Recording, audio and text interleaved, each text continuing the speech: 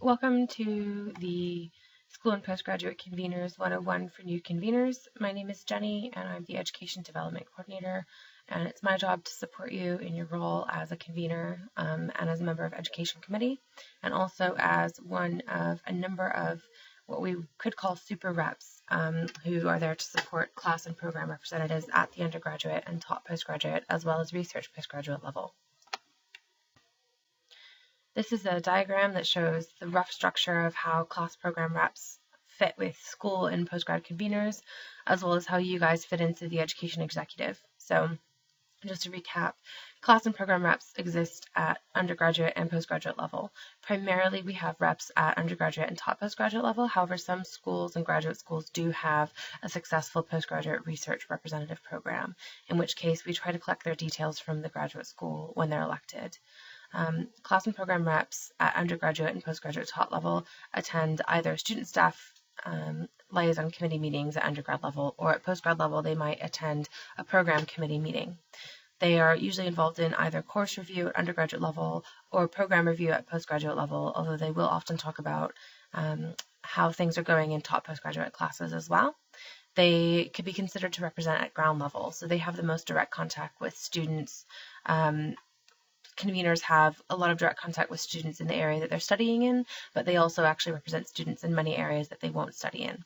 So school and postgraduate conveners do a number of things above and beyond what class and program reps do. They attend college exec, they attend school teaching and learning committees, and they also attend Senate. Now, in some cases, the college executive committee or the graduate school committee won't invite along the postgraduate convener, and that is sometimes just because that's the existing practice in the college, but we're working to change that. We do pass the details of all of our conveners on to the schools as well as the colleges when they're elected. School and postgrad conveners actively participate in program review. For postgraduate research students, it's a little bit different because there isn't really program review as such. There's more kind of standards of expectation within a given grad school as to what will be achieved by PhD students, MPhil, and Res students in their programs. The key relationship there tends to be with the supervisor, and so for PGR convener and for any postgrad conveners in the colleges, we have a CLSM, a CAS, and a COPS convener. It'll be a little bit different because they'll have to communicate directly more with staff and take issues as they come. The decision-making about postgrads is a lot different to the decision-making about undergraduates. And so while undergraduate decisions tend to go through the teaching and learning committee cycle, postgraduate decisions tend to cross over between the teaching and learning side and at the research level, the research and development side. And so we're currently working on mapping out how we can more effectively represent postgrad researchers within AUSA and at the university. So the conveners are active in both university and student association governance, which means that you sit on key meetings in both the association and the university. Those meetings are connected to each other, and they actually are really important because the meeting that you attend here in AUSA, either education committee or if you're a postgrad convener, the postgraduate subgroup, mean that you can kind of plan your political approach and how you're going to deal with issues that come up in university meetings like Senate. Usually things at Senate are big set pieces at the university that have had a lot of work go into them, but generally it's really good to ensure that you're staying abreast of things that are coming through both sets of meetings. And finally, the education executive is the president and vice president for education. One is full-time, one is part-time, and they are there to deliver the political objectives of the student association, the rep councils, and education committee. They have very strong links to senior university and college staff. School and postgrad convener differences.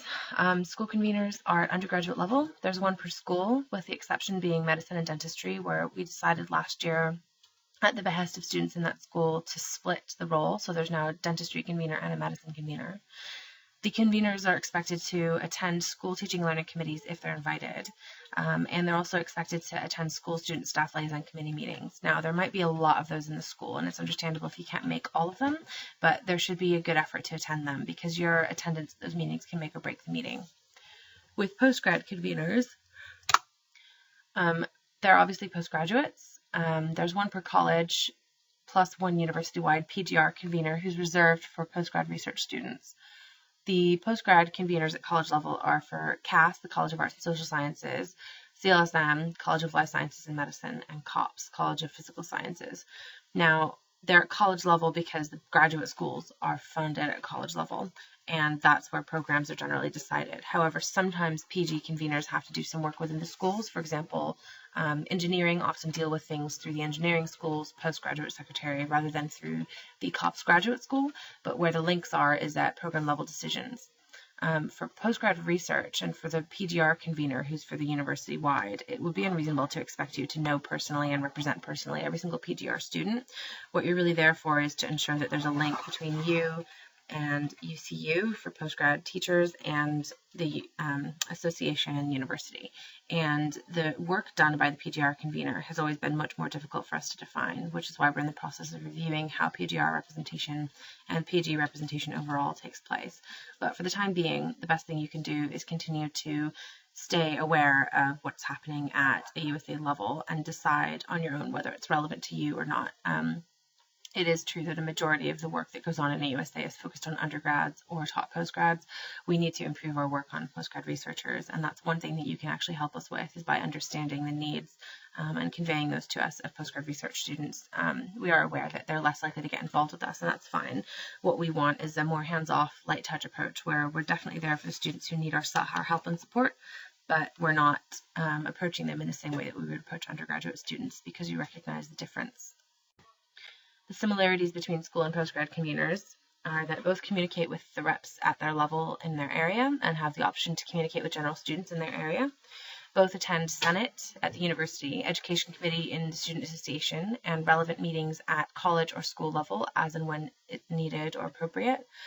Education Committee does have a postgraduate subgroup. It's informal, it's not official, but we organize it on an ad hoc basis when there's things to talk about.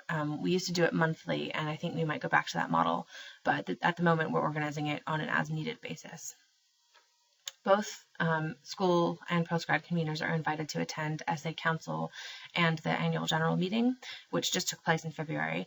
Council is monthly, and it can be really useful if you want to have a discussion about the role of postgrads in AUSA or about the way that AUSA connects with and supports postgrads.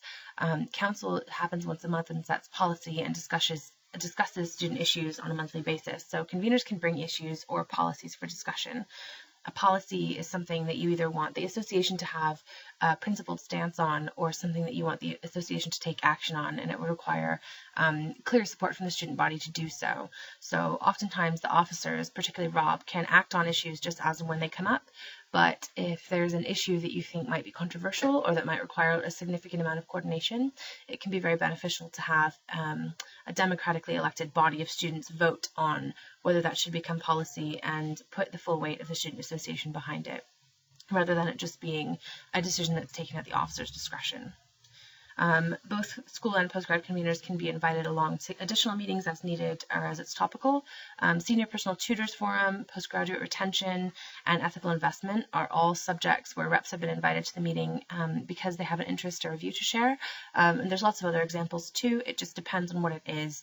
And by ensuring that you're known within your area, by emailing the appropriate staff, identifying who they are, I can help you do that if you aren't sure.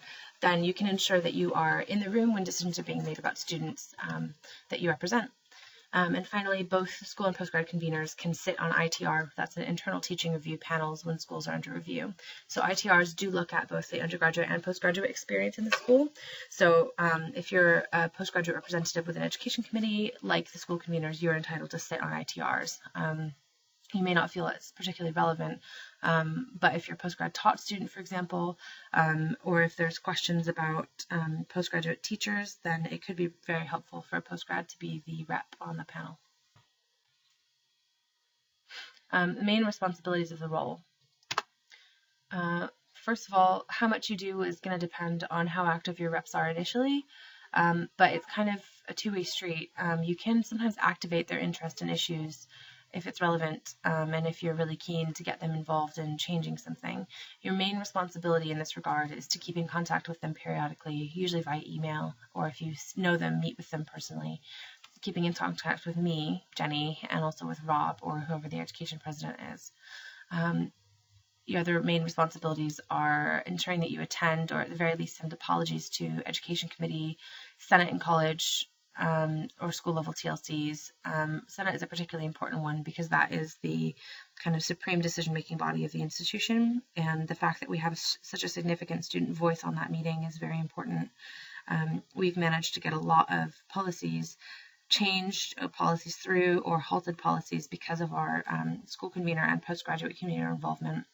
And actually, some of our postgrad conveners in the past have been key players in ensuring that policies don't go through. Your role is really to figure out how issues on the agendas will affect students in your area and to speak up if those issues aren't being fully considered. So even if you have a look over the agenda and you raise an issue, even if you have to send apologies, you can point out to Rob that something needs to be done about it. Also, if you have a particular concern that's cropped up, but you aren't sure whether other students face the same issue, for example, a past postgrad convener in one of the colleges identified some issues with PhD supervision, but was unsure how widespread the issues were. We can actually conduct some research and assist you to meet students and explore that. So other ways that you can fulfill your role. Obviously, keeping an email contact with the right people is really important. You're able to organize meetings if issues are cropping up. That can give people a chance to talk to you about it. You can raise issues with Jenny and the President for Education or VP Education if you're unsure about how to proceed. Sometimes we will pass an issue to you and we might need your help to intercede on behalf of a student with a member of staff, but if you're not confident doing that, we can always help with that. And undergraduates, we really need you to make sure that you're present in your school SSLCs. Your presence and support, as I said before, can make or break the meeting. With postgrads, it's our responsibility to pass your details to the college and graduate school. They don't always invite you to meetings. Whether you're invited depends on the existing arrangement in the college or graduate school, but we are working on ensuring that there is postgrad representation on all those meetings. Sometimes with postgrads, the Postgraduate Society can be of help in building a network. It's beneficial if you're a PhD student and you're a rep, or if you do represent PhD students, that you talk to people in your office and ensure that if you know anyone who's having some supervision problems or any issues with their workload, that AUSA Student Advice Center can also help PhD students as well. We've dealt with a lot of different PhD, MRes, MPhil type related appeals, and we've given lots of advice to postgrads, especially around common issues that crop up at postgraduate level. Mental health issues and support, and also financial issues are really, really common ones that people bring to us. And so one of your major roles is as a signposter to ensure that students know not only can they go to their school, their department, their supervisor, and student support services at the university, they can also come to us. We do have qualified staff who are able to help, even if students are doing PhD.